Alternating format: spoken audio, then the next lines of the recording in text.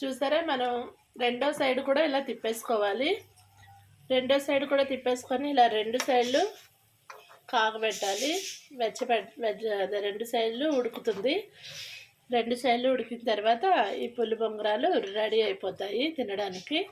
ఏదైనా ఒక చట్నీ, మంచి చట్నీ చేసుకొని మనం ఈ పులి బొంగరాలు తింటే పిల్లలు కూడా చాలా ఇష్టంగా తింటారు. వాళ్ళ స్నాక్స్ బాక్స్లో కూడా ఇవి పెడితే చాలా ఇష్టంగా తింటారు.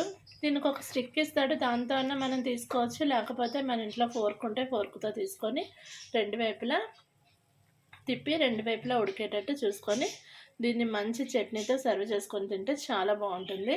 సో మీకు కూడా నచ్చినట్లయితే మీరు నా ఛానల్ని లైక్ చేయండి, నా వీడియోస్ని లైక్ చేసి నా ఛానల్ని సబ్స్క్రైబ్ చేయండి.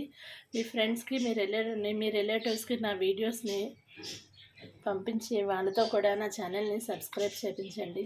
Thank you for watching my videos. Please like, share and subscribe to my channel.